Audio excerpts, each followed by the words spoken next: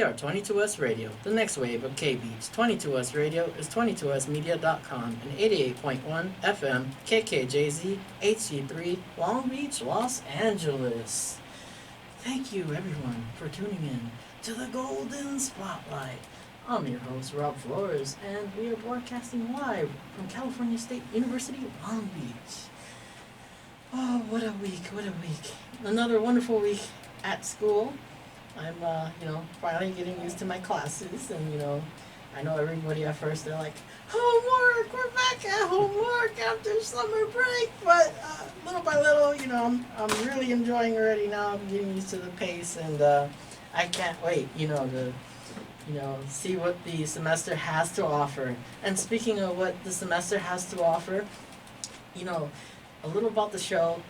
This show is basically, so the Golden Spotlight is I feature someone new every week, and I like to have them, share their story, because I like to think that, myself and fellow students, we get inspired when we get to hear, life stories and the journeys. How did people get to where they are today?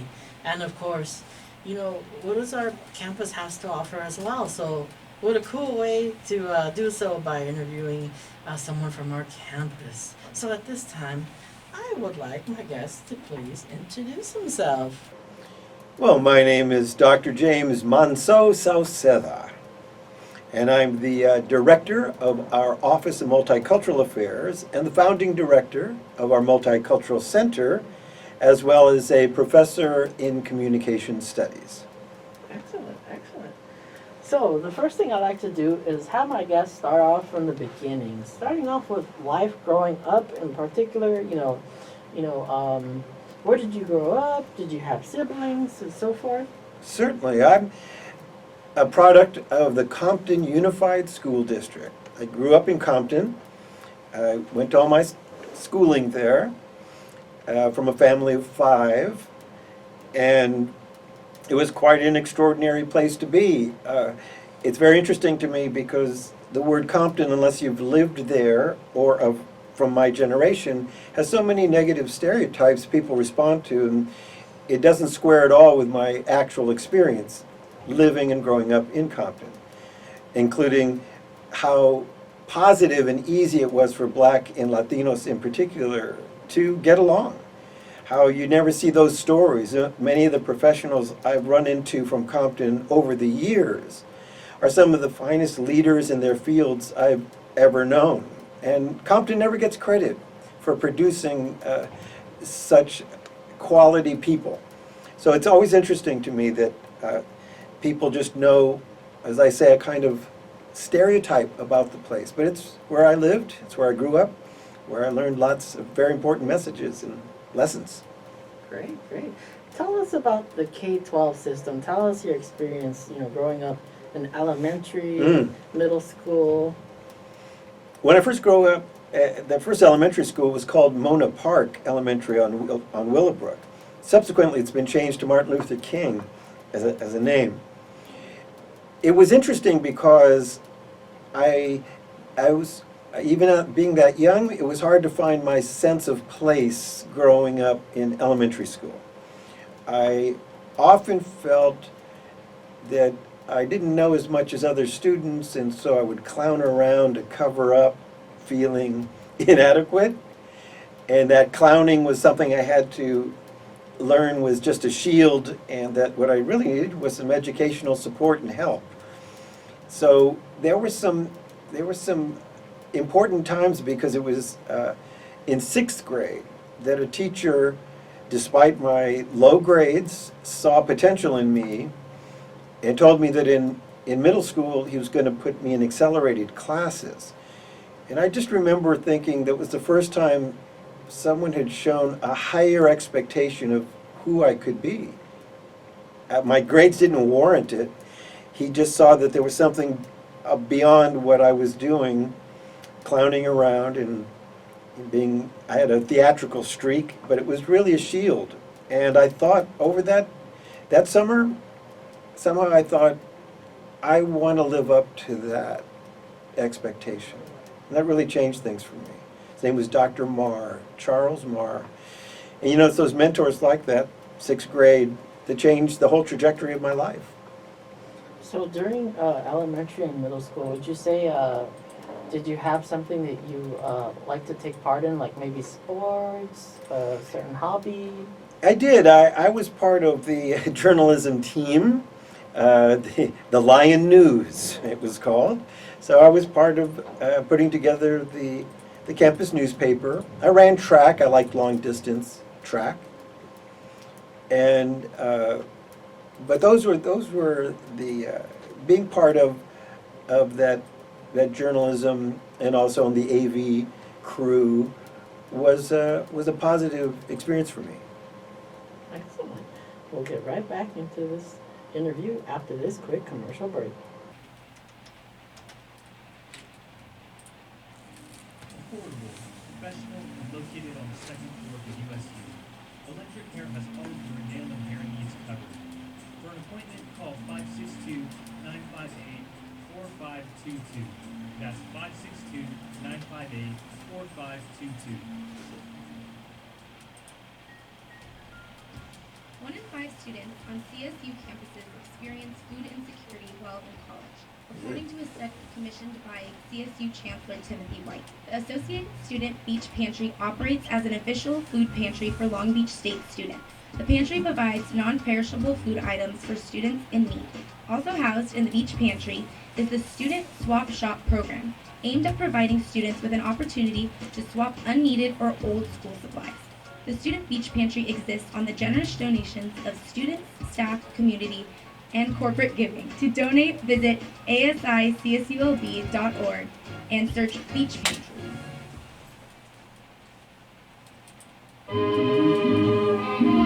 Bonjour tout le monde. Is this what you think French music is? Just accordions and waltz? Well, you're wrong.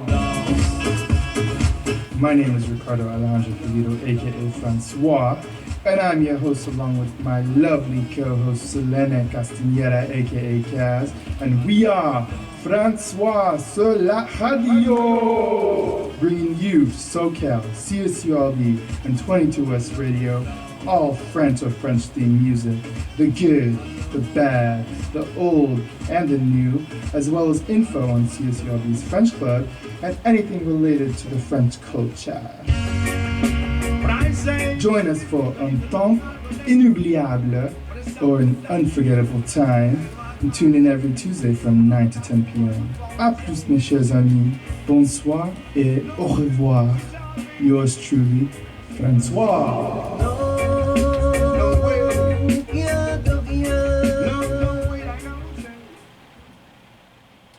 And welcome back, ladies and gentlemen, to the Golden Spotlight. I'm your host, Rob Flores, and thank you once again for tuning into the show.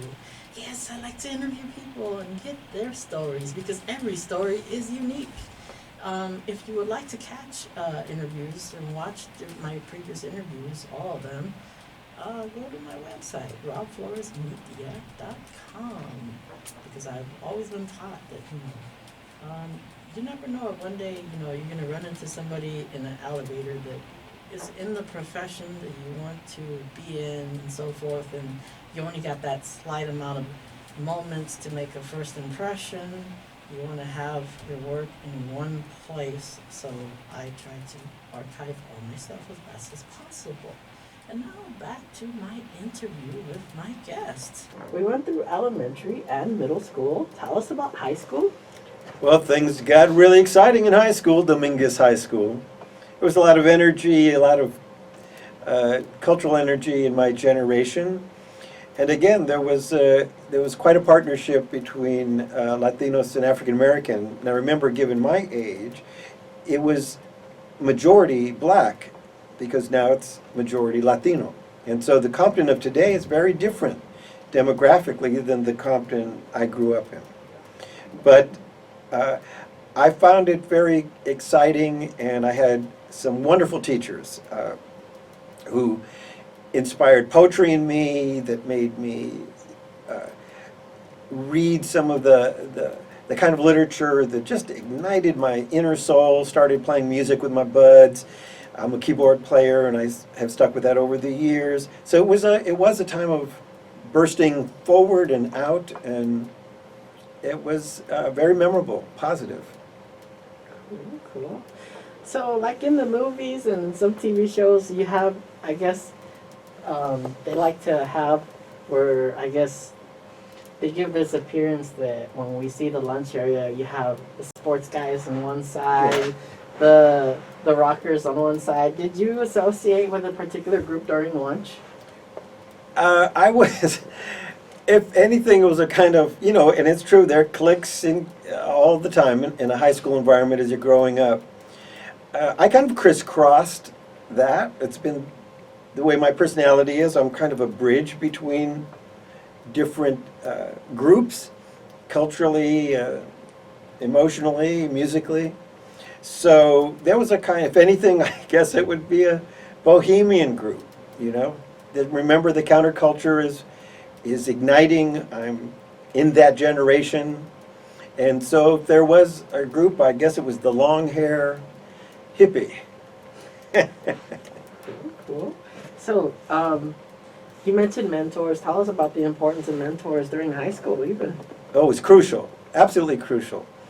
And again, having a teacher who is on fire with their subject. I think of my English lit teacher. And it just opened me up to literature on a very different level. Also, my first Chicano studies classes were in high school. This was incredible, the ability to connect with my own culture in a way I never had before. And remember, this is like Movimiento Chicano. I mean, we're in the time when the blowouts are happening, when there is an energy throughout Los Angeles and the nation on retrieving your voice. And so that was definitely a galvanizing time in high school. You mentioned music. Did you teach yourself or did you take classes? How did that happen? Yeah, I am self-taught, which surprises some people because over the years I've composed full-length musicals, using operatic singers, but I do so by demoing out the music on piano and then doing a vocal guide track. I never have learned to read or write music, which is a gift for me because I then break the rules without knowing the rules. And I remember some of the singers saying, you know, you can't move from this chord to that chord. And I say, well, the song, that's where the song goes. Or they would have to hold a note longer than beats than apparently is usual. But my ear told me what was right. So it has been self-taught. And it's extraordinary to this day. I'm always surprised if I just sit at a keyboard, in essence, the hands start to play music. It bypasses my conscious thinking, and it's how I compose. During high school, you know, there's always debate whether 11th grade or 12th grade is the most stressful. What was that like for you? I'd guess 12th grade was most stressful because I didn't know how to channel my energy for the future or what I was going to do. It was because my mother, after the 5 kids were of a certain age, she decided to go to community colleges, starting at Compton Community, which we lived really nearby, and she came here. She came to Cal State University, Long Beach. And so I just thought, I want to go where Mom went. I had no other big plans on why. I didn't apply to any other school. I wanted to come here because my mother did. And I remember her coming home after taking several buses to get back to Compton and how positive an experience she was having at this school. And so she was my mentor in a very big way as well. You know, just showing me the excitement of a university through her eyes. And so this was already getting to the question where you know, high school's wrapping up and you ask yourself what's Yeah. next. And Yeah. I was wondering, like, how did you reach a decision as to what major? Did you change majors a couple of times or anything like that? Or? I did change majors. I actually came here on a summer program when I was still in high school in theater arts. And initially I thought that's what I want to do. I want to be a theater arts major. But I found there was that people were more interested in being stars or being on stage rather than being actors or studying plays. And when I realized there was a whole performance side in communication studies, where you could choose the literature and perform the literature, and you could do it in ensemble, you could do it solo, I found that was the perfect fit for me, because it was challenging, it was on my own interests, and I didn't feel kind of consumed in a big theater arts kind of mindset. I wasn't thinking about wanting to perform on stage. I wanted the literature to be performed, and here were these courses teaching you how to perform literature. So it was perfect. And so afterwards, when I know the books can be expensive, did you have to balance work at the same time? I did. I worked on campus, though. It was perfect. I worked in the library for years, and they were totally flexible with my schedule. It allowed me to, both work and study easily, and that helped out a lot. Yeah. Excellent. Some students, they'll go to class and they'll go straight home. Did you have the opportunity to partake in like clubs and stuff? I didn't do a lot of clubs. It was more personal relationships and on-campus events. As we have now, you can, whether you want to go to the poetry lounge or see a movie, or there were so many things happening on campus that I would often stay for those. But I didn't actually join any, officially join any clubs per se. And so walk us through like the first degree and what happened after and stuff. Like Yeah, well, during my Bachelor of Arts, so I did officially major in communication studies, and found it just an exciting discipline. I felt right at home. So in those days, most of us were graduating in 4 years. So I finished the bachelor's, and it was during that time that other faculty mentors in my department brought up the idea of graduate school. It wasn't part of my thinking at all at the time, even though I was really enjoying what I was doing. I had the same fears that so many do. I'm not really sure I could succeed in graduate school. It felt very daunting and scary. But with their support, I thought, well, I'll apply to our graduate program. And that's what I did. And what was the emphasis and stuff? So my emphasis was in intercultural communication and performance. So I found a perfect blend between the two. And also, it allowed me to study internationally as part of the master's. So then I studied in London, Dublin, and Wales as part of that, which changed my life. I had lived in Compton and gone to Long Beach, but had gone nowhere else. And so I went from that to living in London. And that was radical, because I was scholar by day and rocker by night. So I played at the Marquee Club, I could play in London, and the rock environment was like a pilgrimage for me. And it was absolutely extraordinary. And I would encourage all students to study abroad. You need to get out of the comfort zone of your own country and culture, and it was one of the best things I ever did. Cool. I always love when my guests mention that they ended up traveling, because, this is where I right away say, food stories! What food stories do you have? Food stories. The interesting thing was that's where I learned how much I loved Indian food. There was such a large contingent in London of East Indian cuisine, as well as vegetarian. I was a vegetarian when I got there, but it's the first city where vegetarian restaurants had been there for ages.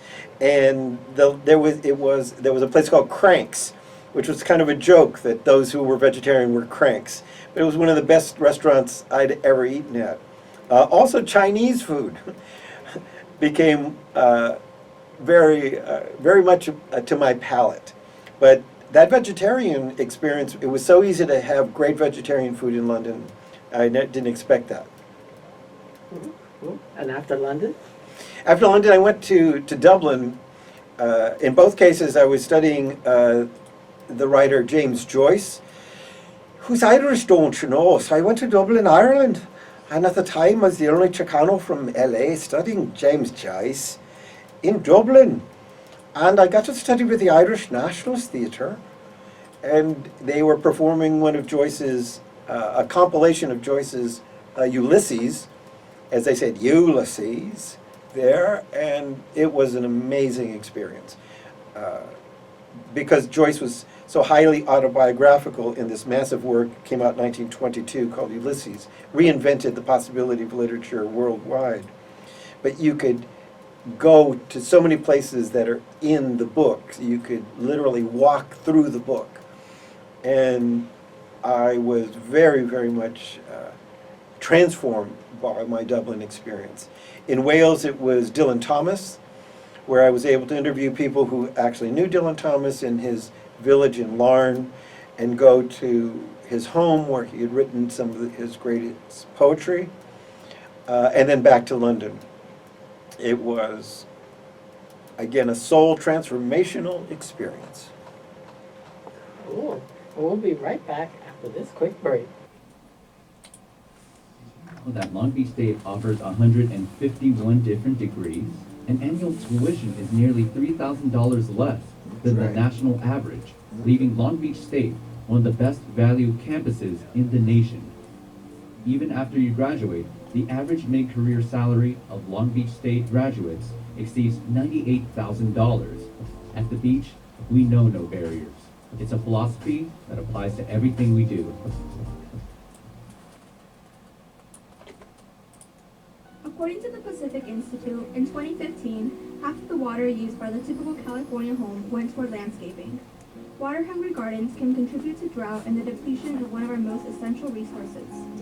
Choosing locally native, drought-resistant plants can help conserve water and lower water bills. These plants are able to flourish with little water and despite high temperatures, requiring low maintenance.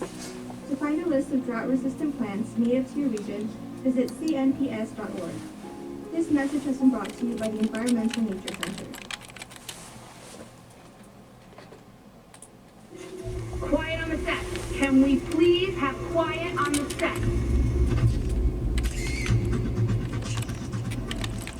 Hey, I'm Rob Flores, the host of the Golden Spotlight. Join me as I showcase a variety of guests. I am what they refer to as an exoneree. Hi, I'm Carla Perez, otherwise known as Rita Repulsa, Mighty Morphin Power Rangers, a television series. As people have told me before, like, you're really funny, you should try stand-up. And that's probably how every comedian starts.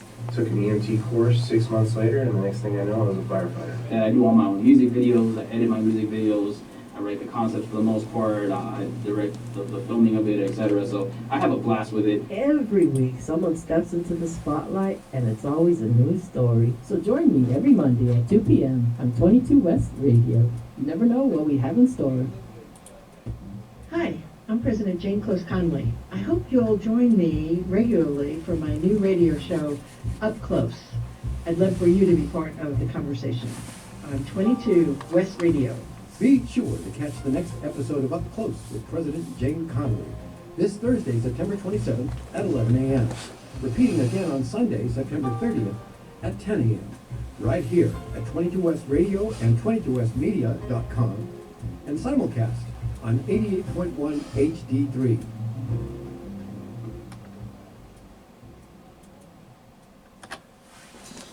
Welcome back, ladies and gentlemen, to the Golden Spotlight. I'm your host, Rob Flores, and thank you for, taking the time to listen to my show. I'm so excited to, have a guest always each week to hear their unique story. Ladies and gentlemen, I want to thank our audience. One of the unique things about this show is I mean, how cool is it? So in my previous, I've mentioned before, I came from Cerritos College before I transferred here, and we were in a tiny studio, and we had one window, but it was tinted. And, you know, I remember being chicken at first and, like, really shy, and, like, one of my classmates was like, oh, don't worry, because it's just you, the microphone, and the world, but no one can see you. And here's this big old glass wall, so we get people seeing us from out there. Then I had incorporated cameras, and I have live audience interaction from people tuning into a live feed. They can type in their comments. So thank you everyone who's taken the time here to tune in through the various different forms of media. Back here with my guest, continuing. So you mentioned graduate school. You started graduate school, and what happened? Well, I was able to take that research that I did internationally, come back and create an original 2-act play of James Joyce's work, drawing from his entire canon. I composed a half-hour music for it, produced it, directed it, and that was my thesis. It's actually called a creative thesis, which is similar to an MFA, only it's in the Department of Communication Studies. And it was an extraordinary experience. Excellent. So, one of the things I also do is I like to ask my guests, and I always surprise them, but I like to ask them, okay, number one, what would you like your legacy to be?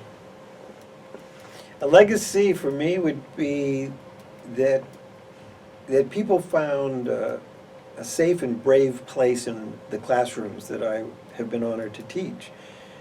This is my 41st year as a faculty member, and I feel more dynamic and open now than in any time, and it's because our students are so amazing that if you give them a safe place to be creative, to be vulnerable, you will be ennobled by their stories, and I always feel that every course is a co-created experience.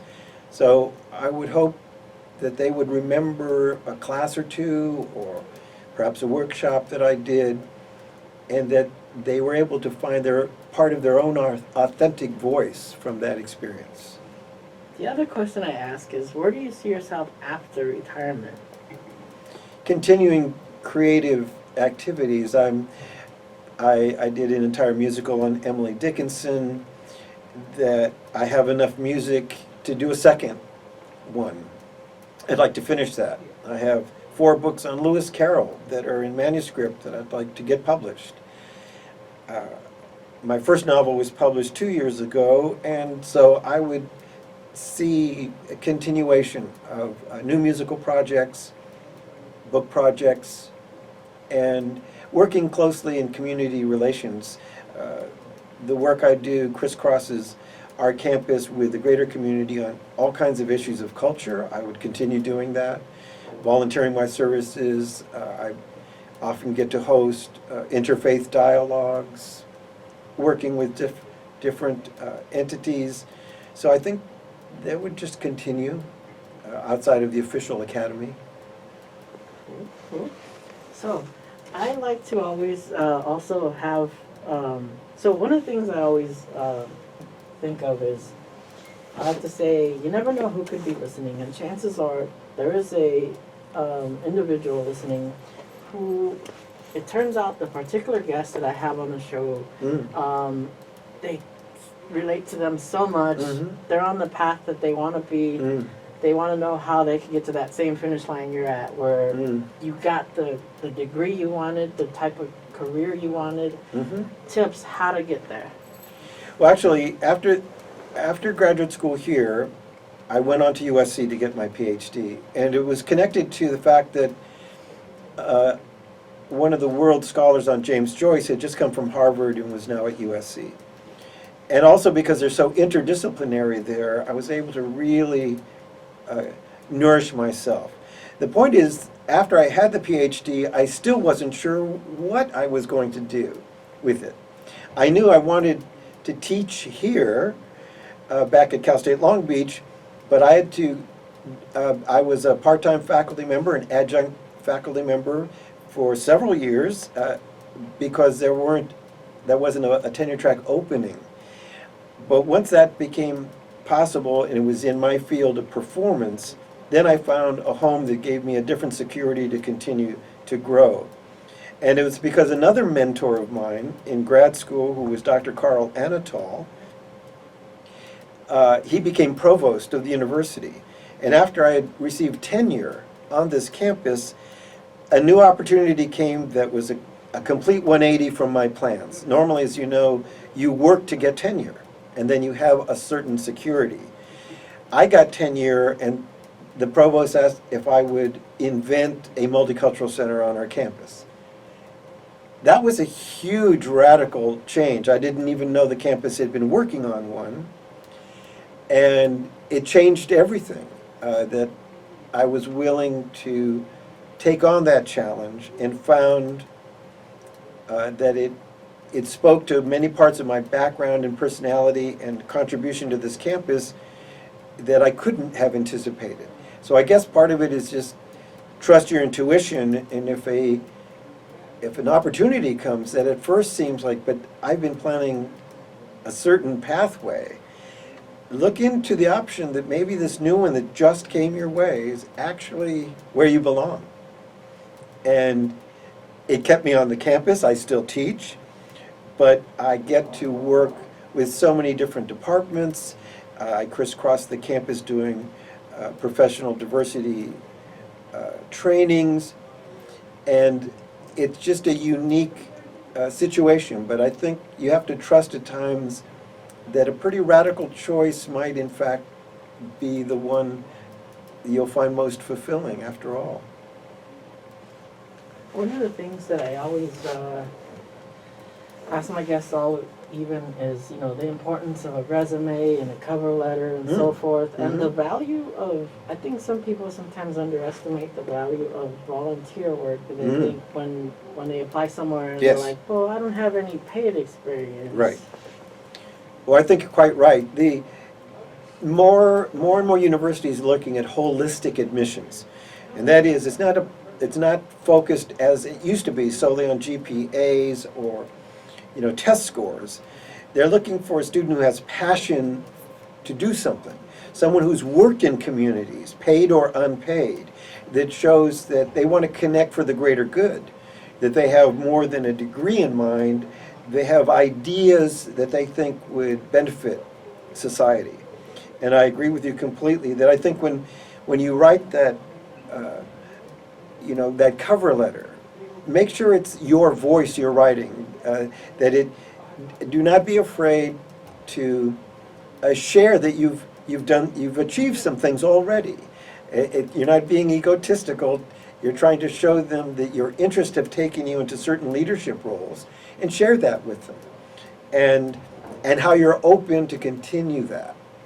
So I think it's very important that rather than simply writing, I have a BA or these degrees, always tell them what was exciting about that program. Which professors by name did you work with, and how their research advanced an idea, and how you want to continue in the future pursuing things. So I think just like this show, which is about personal voice and unique voice, make sure that your submissions for jobs have your voice, a sense of your story in writing, nice and crisp, can't make them too long, but where it'll catch their interest because there's something different about it. Now, once I think another thing that people also, encounter, I guess, is doubts, or they're like, of course, how do I afford graduate school? Well, there are many answers. You have to go on a case-by-case basis. There are many more programs and scholarships than students are aware of. We have a whole department on scholarships on this campus that many students aren't taking advantage of. There are, as you probably heard, there's often lots of money left in scholarship funds because not enough people applied for them. So one would be to make sure you use, on this campus, the scholarship resource that'll walk you through virtually every option you've got, introduce you to potential support you didn't know existed. So that's a good place to start. The other is, especially when you move on to graduate school, depending on this passion and this interest, they can offer you a kind of support that might surprise you. For example, when I went to USC, they gave me a full ride at USC. I had no debt for getting a Ph.D. at USC. I wouldn't have thought that possible, had I just looked at the tuition numbers, I would have said there's no way I can afford this. But I was working on my passion and just letting them know who I was and talking to the chairs, and it took a while. I will admit that it wasn't easy. But when they were convinced how serious I was in the level of commitment, they covered the expenses. And so that's possible in more programs than you would imagine. And now tell us about your role and your department. Well, the Office of Multicultural Affairs is an extraordinary addition to this campus. We're really just about 4 years old in that it never existed in our structure before. It took what we used to do in the Multicultural Center and magnify it campus-wide. So now our student cultural resource centers that have been on campus for decades and done incredible work on their own. These are student-driven resource centers where their own leadership has kept them going. Well, they never had strategic support from the university in terms of staff or helping them with, buying computers or things that they needed. The Office of Multicultural Affairs is the official partner of support to those cultural resource centers. And that's new. We never had that connection before. We're also part of the greater philosophy and strategic planning of excellence and inclusion on the campus. So we can provide professional diversity training for students, faculty, and staff. We can tailor training to a discipline's unique needs, such as healthcare and administration, where I do a workshop on the cross-cultural issues in healthcare, or working with social work, which is an amazing school of social work who's already committed to these issues of cross-culture, but are open enough to want to keep growing. We've learned so much from our partnership with them, and we've been able to produce workshops for their full faculty, and they're kind of role modeling how OMA, the Office of Multicultural Affairs, can work campus-wide. We work very closely with ASI. Things that we would have a separate event, ASI would have an event, we thought, if we put them together, it would amplify the invitation to students. So our message is, it's a campus, every event we do, whether it's honoring a cultural, like Latinx Heritage Month, it's for all students, all the time. And it's not, the ethnic specific part just simply allows you to honor and respect other cultures, but it's for all cultures all the time. That's our longer term philosophy. And I think we're seeing all kinds of wonderful new partnerships, allies, working across disciplines, working across academic affairs and the division of students and student affairs. We're just becoming a greater all-campus community. And I'm very excited about the Office of Multicultural Affairs and how we can nourish it in the future. Also, in today's work world, tell us also about the importance about knowing other languages. Oh, absolutely. So being multilingual, when you go to Europe, you're often struck by the fact that many people are multilingual. It's almost the norm. It's always a plus. Multilinguality is a plus on more than just knowing a language. It opens your mind to different ways of thinking. It opens your heart to different histories of the languages, as well as, I say, international study opens you up, and also committing to cross-cultural competency. If you're going to stay, especially in California, you need to be effective at communicating across different cultural backgrounds. You'll probably be in a diverse workplace. And so having communication skills that honor and respect different cultures is a real plus. And this campus is a perfect place to gain that kind of experience. And think another thing in life that people face, and you could give us some tips. How to deal with rejection? Let's say we don't get the job we want, or the school we want. Yeah, well, there's an idea called growth mindset, which kind of goes against what we'd normally thought in the past, which was a fixed mindset. In the fixed mindset, we get so demoralized from, quote, a failure, that we lose our motivation and we can kind of get lost in depression. The growth mindset says, failure is part of the recipe for success. Failure is part of your pathway. The key is learn from it. So you didn't get that job. Have the professional courtesy to write back and thank them for the opportunity. And say, and I would be open if you have a suggestion for me so I can better myself in the future. That's very different than saying, I didn't get the job, and you close yourself off and you say, you just kind of line up failures. They're not failures. In fact, James Joyce said that for the artists, there are no failures, are only portals of discovery. I always love that phrase. So I think we have to understand that if it didn't go the way you want to, that's a big learning opportunity for you. And it's part of your path. No matter the job you wind up getting, there will be failures in the future, but it's how you respond to them, with resilience, with openness, with humbleness to say, I still need to learn some things to master, this area that I'm interested in. So I would say it's a new way of looking. It's more positive. You create a different way of responding, even to adversity, so that it becomes transformative for a better future. Do you have any upcoming events coming up?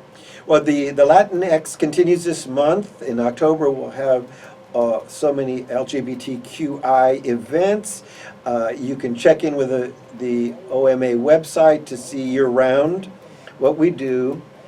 But right now, we have a wonderful slate of Latinx programming, and again, every month we get to honor the richness and the complexity of different groups, and it's always open to all students all the time. That's that message, so that we can all benefit from each other's stories. I love your idea about this very show. That's probably one of the best, most inspiring things, is simply to hear other people's story. And you'll find yourself, like you said, sometimes that story will align with yours, and you'll say, wow, gosh, you felt that way too? Yeah, I felt that way too. And you still got to keep going. Yes, I did, my brother, and I'll tell you how. So I think we're trying to make our programming as engaging, as interactive with our students, and as honoring as possible.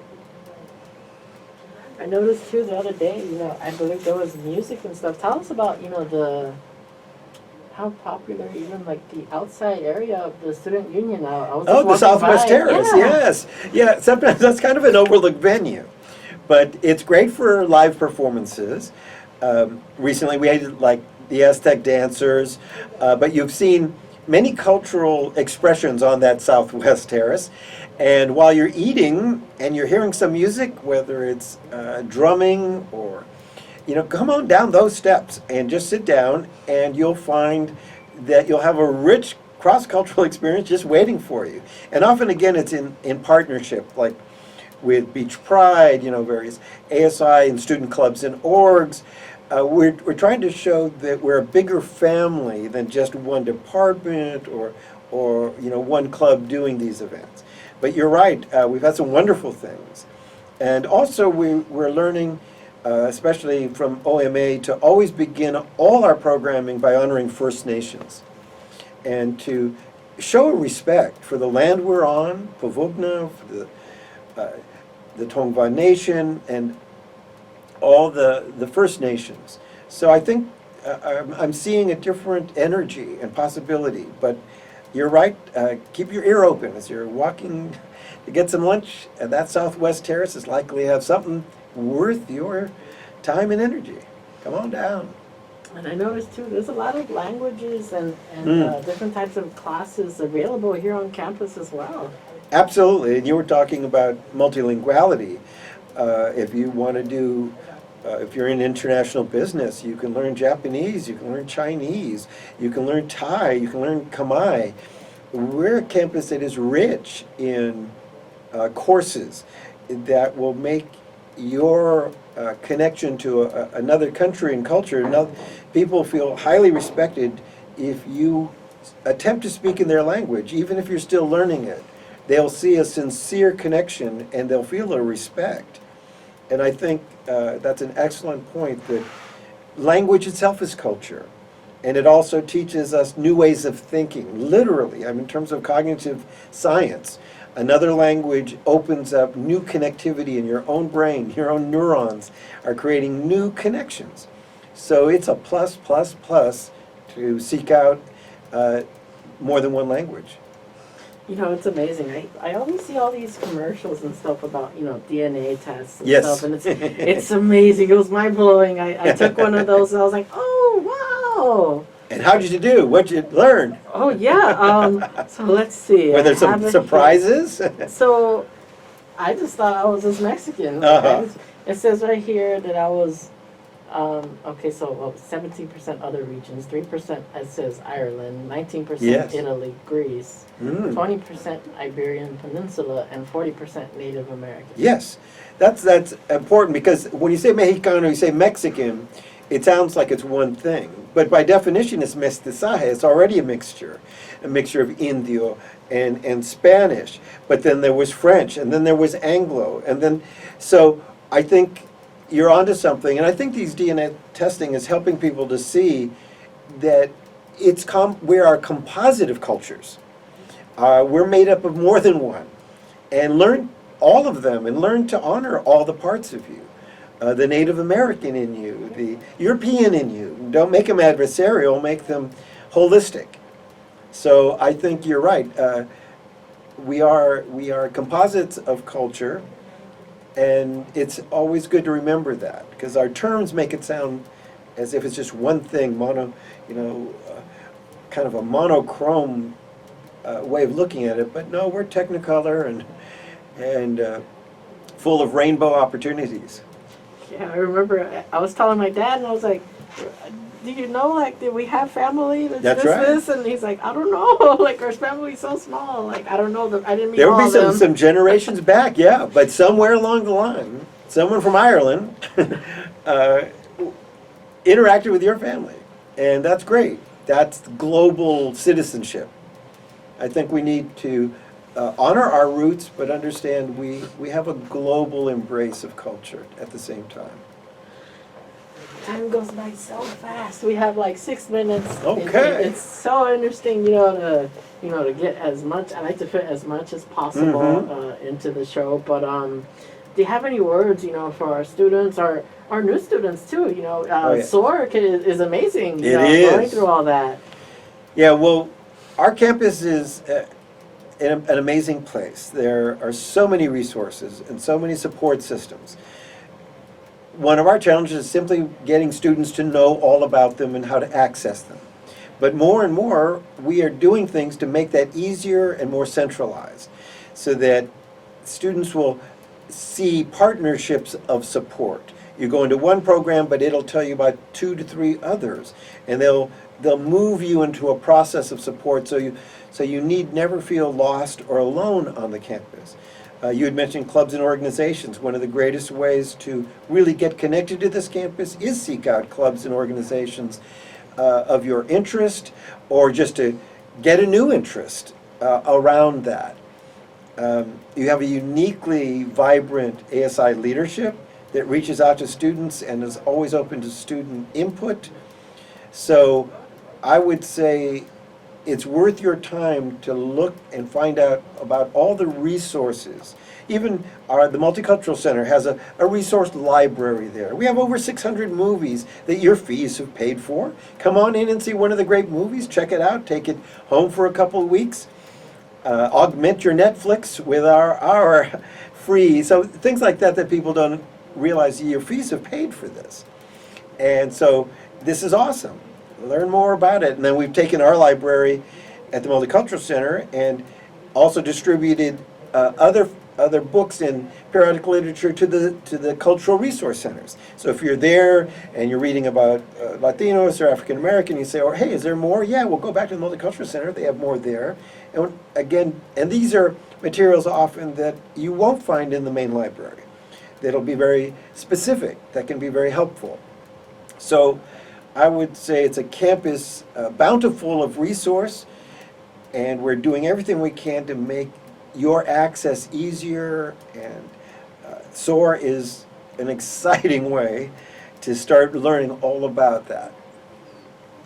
You know, another thing, you know, I've been here a year, and I, you know, obviously I was trying to focus on classes, but little by little I was able to walk around and look at tables, especially when there's Week of Welcome. But so far, the one program I got to join is Leadership Academy. I'm almost done with my workshops. Tell us about Leadership Academy. Well, I do a workshop in Leadership Academy. I have since its inception. And it's on cross-cultural leadership that I think is a gift for our campus to all those in that program. That's a good example. That leadership will be a certificate of expertise and experience that will help employers in the future see additional talents that you have. And we work hard to make all those workshops engaging and interesting, and it's a great program. So is the Men's Success Initiative, where men of color, Asian American, Black, Latino, can feel a unique sense of camaraderie and support and help connect you to resources. And these are part of the Division of Student Affairs that maybe they're unfamiliar with, but they're worth knowing about and joining. How can people contact you? Well, the Office of Multicultural Affairs is easy to find on the website, and we have all the media support. And you would just call that office. And I'm always available to any student who would like to chat personally on any level, whether they're interested in graduate work. I love mentoring students and walking them through some of the steps necessary for that. And because of my own background, sometimes it kind of matches theirs, and they didn't think they could go to grad school. So I can share stories about, yes, you can, and here's some ways to do it. So it's an open space. Shawnice Caulfield will be the happy, smiling face you'll see when you come in, and then I have an inner office. But I make appointments all the time with anyone who would like a more personal contact with the Office of Multicultural Affairs or the Multicultural Center. Excellent. One of the cool things I noticed too is over the summer I was doing my show. It's the first time I ever did a show over the summer even. But I noticed even like K-12 students have tours too. Oh, yes. Yeah, that's pretty cool. It is cool, and you want to inspire them to see this as their future. Like, this is the place we want you to come, and we want you to get excited about it. There was a community college that came on Friday, Cypress Community, and it's a real joy to. I was showing them the Multicultural Center and telling them about how we look at culture on this campus, and that this would be the right place for them. And please keep us in mind to transfer to here. So I agree. We see a lot of outreach. We have an extraordinary outreach, university outreach program. It was much larger than I ever realized. I didn't realize our reach goes all the way down to Orange County, down to Saddleback Community College, all the way up the coast. And so yeah, this can be and should be a campus of choice for lots of people. And I think it's growing in really positive and healthy ways. And the time I've been here allows me to appreciate that more than most, because I can really see the honest partnerships and allies that we're creating across the campus. And I love seeing young students just walking in awe of the place, seeing that pyramid for the first time, but knowing this can be a place for you, no matter your cultural background, and that you'll be nourished by it if you come. Well, I want to thank you for taking the time to be here on the Golden Spotlight. It's my pleasure. Thank you for inviting me.